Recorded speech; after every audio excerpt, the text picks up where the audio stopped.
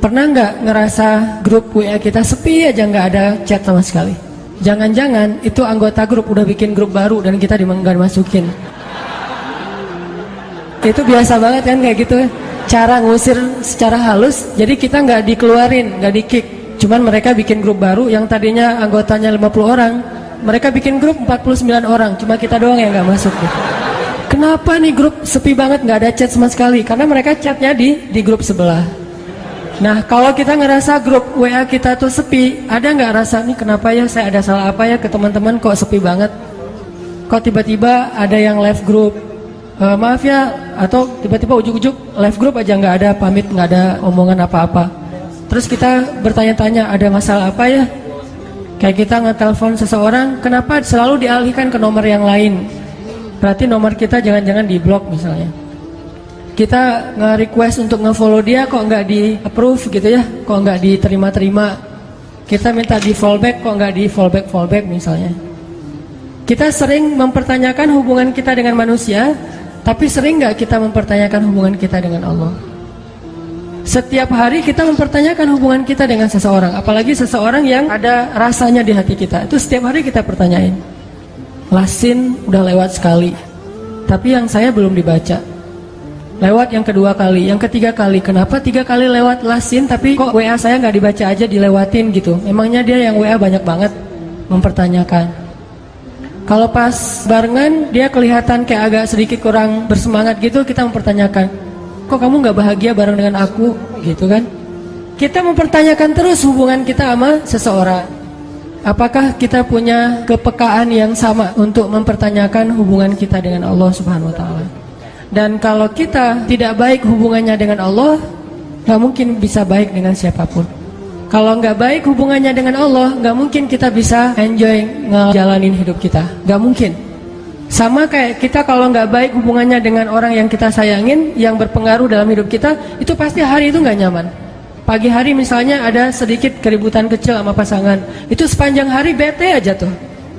Tapi kalau pagi hari itu dibuka dengan mungkin kata-kata yang mesra, kata-kata yang baik sebelum pergi kerja, misalnya ada kecupan yang halal misalnya kan ya, itu pasti sepanjang hari bahagia. Kalau nggak percaya coba deh, akad dulu maksudnya, akad udah gitu coba. Kamu ngapain akad? Cuma pengen ngerasain yang Ustadz Hanan ngomongin. Cuma iseng doang gitu. Ini bahaya. Nah, itu pasti berpengaruh buat hari-hari kita, apalagi hubungan dengan Allah Subhanahu Wa Taala. Nah, pertanyaannya adalah gimana caranya biar hubungan kita dengan Allah itu asik terus? Hubungan kita dengan Allah itu happy terus. Jadi kalau suami istri itu kayak pacaran terus gitu. Nggak mikirin listrik tunggakan 2-3 bulan misalnya ya. Nggak mikirin misalnya ada kewajiban-kewajiban apa. Cuman mikirin jalan kemana, terus ngapa-ngapain gitu pokoknya. Nggak usah diperjelas. Susah ngomong depan jomblo. Banyak yang harus disensor ini mah. Nah, gimana caranya kita dengan Allah tuh punya hubungan yang selalu excited? Setiap hari itu bangun tidur bahagia. Apalagi bangun tidurnya sholat subuh, walaupun dijamak sama duha sih. Selalu bahagia gitu pagi-pagi. Pagi bahagia, malam sebelum tidur WA Allah dulu 100 ayat. Kalau nggak sanggup 100 ayat, 10 ayat deh minimal. 10 ayat baca Quran. Nah, ke Allah tuh gitu. Nge-WA dulu 10 ayat sebelum tidur, terus bangun malam yang dipikirin Allah dulu.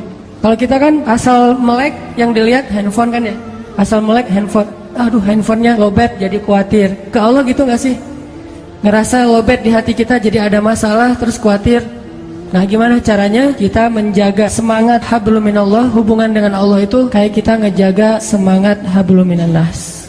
Sehingga kata Allah, caranya perbaiki illal musallin. Perbaiki hubungan kita dengan Allah lewat sholat. Sholat kita udah benar belum nih? Udah sholat kok, tapi benar nggak sholatnya? Jangan-jangan sholat kita sekedar basa-basi doang. Datang, wudunya juga nggak sempurna, berdirinya nggak sempurna, asal udah beres, pergi. Berarti sholat kita basa-basi. Itu mungkin salah satu penyebabnya. Illal musallin. Terus juga, oh mungkin penyebab lain saya kurang zikir sama Allah, nggak yadhkurunallaha qiyaman wa qu'udan wa ala junubihim. Jadi kalau kita ngerasa kenapa ya saya sepanjang hari bete aja, kenapa ya setiap urusan saya bermasalah, kenapa ya saya kok nggak tenang, kenapa? Halu'a idza massahu syarru jazua wa idza massahul khairu manu'at. Terombang-ambing aja perasaannya tuh nggak stabil, labil banget. Berarti ada masalah antara kita dengan Allah. Berarti ada masalah antara kita dengan Allah.